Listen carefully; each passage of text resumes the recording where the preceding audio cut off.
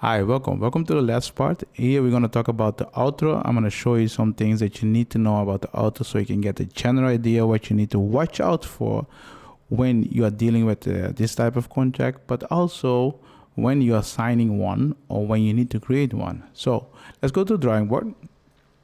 As you can see, this is drawing board. We talked about it in the previous video. When you have a contract, you have the intro, you have the body, and you have the outro. So in the previous video, we talked about the intro. You need to have the right name and the purpose. Here we talk about the body. The body, here you have the articles. That's really important. And here you have the people that sign it, and you also have the name and the people that sign it.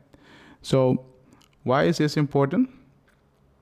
The thing is, the person that signs this needs to match the name here. And why is that important?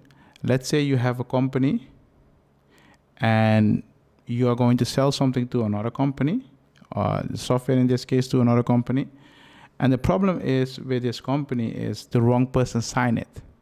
That means the company is not bounded by the contract, but the person is bounded by the contract. And that's something you need to keep in mind.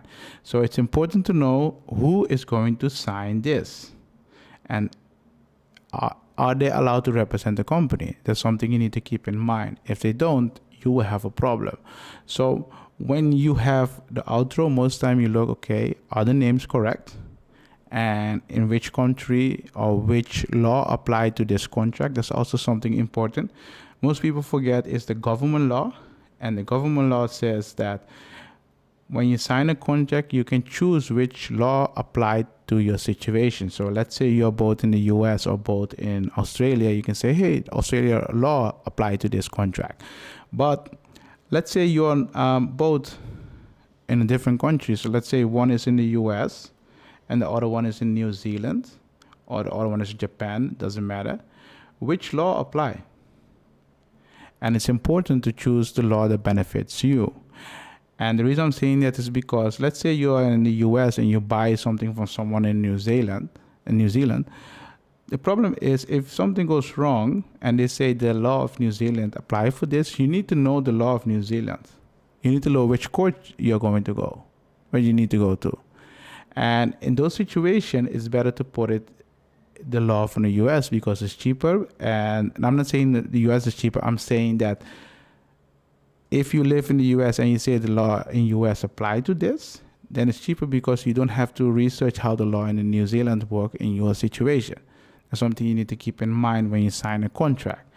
But most of the time in the real life, people will discuss which country apply, or sometimes people have some standard contract and you need to negotiate with them which law apply. That's technically how you need to see it. So these things are important. You will also have these things in a contract. If you have question about it, what you can do is you will find a link in the description. It will redirect you to the Discord. In the Discord, you can create a support ticket. In a support ticket, you can ask me whatever you want. If I can help you, I can help you. If my team cannot help you, we cannot help you. So we will refer you to the right person. That's something you need to keep in mind. And if you like this video, seriously, like it. You can press the like button right now. I'm waiting. Good job. So subscribe also if you haven't already, and I will see you in the next video. Bye.